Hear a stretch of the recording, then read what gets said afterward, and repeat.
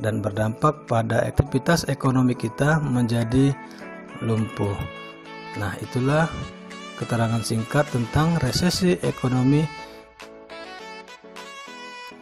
Ada 5 indikator pembelajaran kali ini. Yang pertama, pengertian pertumbuhan ekonomi. Yang kedua, cara mengukur pertumbuhan ekonomi. Yang ketiga, faktor yang mempengaruhi pertumbuhan ekonomi. 4. Ciri-ciri pertumbuhan ekonomi. Dan yang kelima, teori pertumbuhan ekonomi.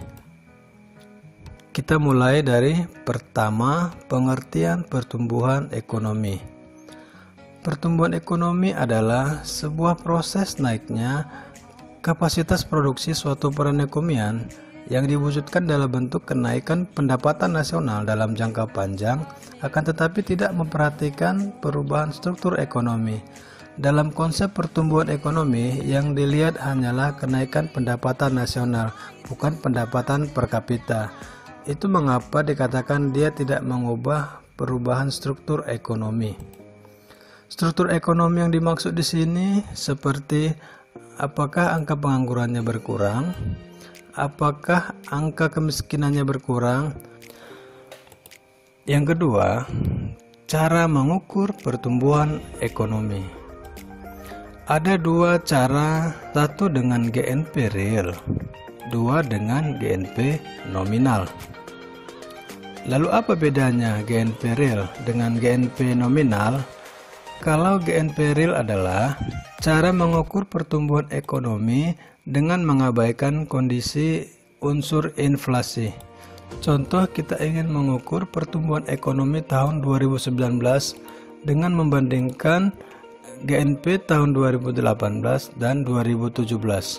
Maka kalau kita ingin mengukur pertumbuhan ekonomi 2019, maka perbandingannya adalah tahun dasar atau tahun konstan, yaitu tahun 2017.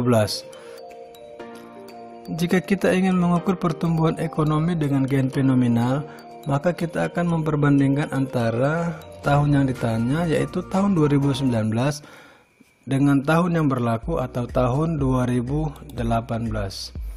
Untuk mengetahui konsep perhitungannya, coba kita perhatikan contoh berikut ini. Diketahui GNP suatu negara 3 tahun terakhir. Dari data tersebut diminta berapakah besarnya pertumbuhan ekonomi tahun 2020 dengan menggunakan pendekatan GNP real dan GNP nominal. Nah, pertama dengan GNP real. Pertumbuhan ekonomi dengan GNP real dengan membandingkan antara tahun 2020 dengan tahun 2018, yaitu 124.000 US dollar dikurang dengan 120.000 US dollar, kemudian dibagi dengan tahun dasarnya 120.000 dolar dikali 100%, sehingga didapatlah hasilnya 3,33%. Sedangkan yang kedua, dengan menggunakan GNP nominal, kita memperbandingkan antara GNP tahun 2020 dengan GNP tahun 2019 atau tahun sebelumnya. Nah, jadi didapatlah hasilnya 1,63%. Nah, berikutnya, faktor yang mempengaruhi pertumbuhan ekonomi. 1. Sumber daya alam. Kekayaan sumber alam yang dimiliki oleh sebuah negara akan membawa negara tersebut menjadi negara yang bertumbuh jika dikelola dengan baik. 2. Kualitas sumber daya manusia. Sumber daya manusia merupakan faktor terpenting dalam pertumbuhan ekonomi. Sumber daya manusia yang baik atau berkualitas akan bisa mengelola ekonomi dengan baik. 3. Tingkat teknologi. Semakin canggih teknologi yang dimiliki oleh sebuah negara, maka pertumbuhan ekonominya akan menjadi semakin baik. 4. Jumlah modal. Jumlah modal merupakan faktor penentu dalam menentukan pertumbuhan ekonomi. Karena semakin besar modal sebuah negara, maka pertumbuhan ekonominya sebuah negara akan menjadi lebih baik. Next, kita lanjut ke ciri-ciri pertumbuhan ekonomi. Nah, 1. Kenaikan GNP dalam jangka waktu yang panjang, yaitu lebih dari 1 tahun. 2. Tidak memperhatikan perubahan struktur ekonomi. Nah, yang ketiga, tidak disertai pembangunan ekonomi. Ekonomi yang bertumbuh belum tentu disertai dengan ekonomi yang berkembang, karena pertumbuhan ekonomi hanya memperhatikan skala pendapatan nasional, bukan pendapatan per kapita. Ciri yang keempat yaitu bersifat kuantitatif. Pertumbuhan ekonomi itu hanya bersifat angka. Nah, berikutnya teori pertumbuhan ekonomi. Ada 4 teori pertumbuhan ekonomi. Aliran merkantilisme. Menurut aliran klasik, 3 aliran neoklasik, dan yang keempat menurut aliran historis. Menurut aliran merkantilisme, pertumbuhan ekonomi suatu negara ditentukan oleh peningkatan perdagangan internasional dan penambahan pemasaran hasil produksi serta surplus pada negara perdagangan. Nah, di sini ada tokoh aliran klasik seperti Adam Smith, David Ricardo, dan Thomas Robert Malthus. Menurut Adam Smith, pertumbuhan ekonomi itu disebabkan oleh pertambahan penduduk yang akan memperluas pasar dan mendorong spesialisasi.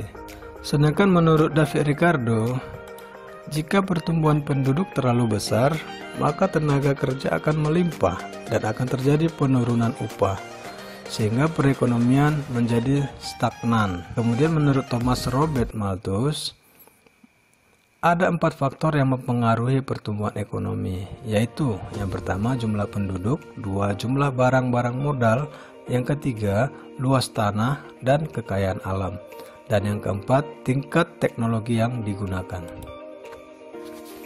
Selanjutnya, aliran neoklasik. Harold Domar berpendapat perlunya pembentukan modal atau investasi sebagai syarat untuk mencapai pertumbuhan ekonomi yang mantap atau teguh. Kuncinya adalah pembentukan modal atau investasi. Schumpeter berpendapat bahwa pertumbuhan ekonomi sangat ditentukan oleh kemampuan kewirausahaan atau entrepreneurship.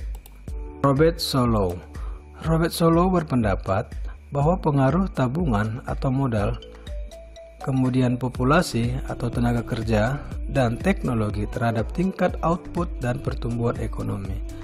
Yang terakhir, menurut aliran historis, Frederick List berpendapat pertumbuhan ekonomi muncul akibat dari tata cara produksi yang dilakukan manusia. Ada 4 tahapan pertumbuhan ekonomi menurut Frederick List, yaitu 1.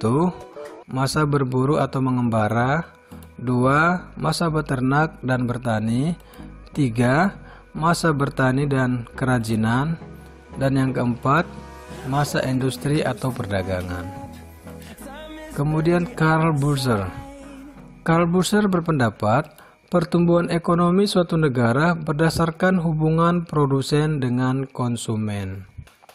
Kemudian yang berikutnya Werner Sombart berpendapat bahwa tahapan pertumbuhan ekonomi terjadi karena masyarakat memiliki susunan organisasi dan ideologi masyarakat. Kemudian berikutnya menurut W.W. Rostow W.W. Rostow berpendapat bahwa pertumbuhan ekonomi suatu negara akan mengalami 5 tahapan. Adapun kelima tahap yang dimaksud adalah A. Tahap masyarakat tradisional.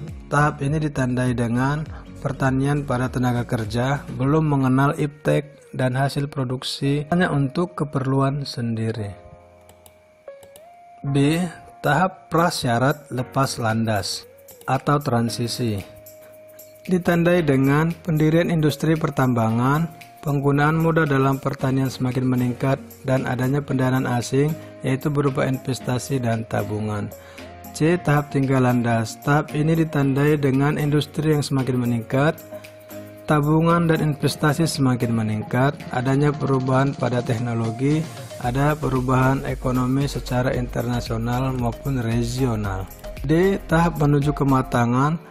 Tahap ini ditandai dengan pertumbuhan ekonomi semakin berkelanjutan, adanya diversifikasi pada industri, adanya penggunaan teknologi yang secara meluas, dan investasi dan tabungan meningkat. E. Tahap era konsumsi tinggi. Tahap ini merupakan tahap terakhir yang ditandai dengan proporsi ketenaga kerjaan lebih tinggi daripada jasa, konsumsi barang jasa yang tahan lama, kemakmuran semakin meningkat. Nah, sampai di sini dulu pertemuan kita tentang pertumbuhan ekonomi. Selanjutnya nanti kita akan membahas tentang pembangunan ekonomi.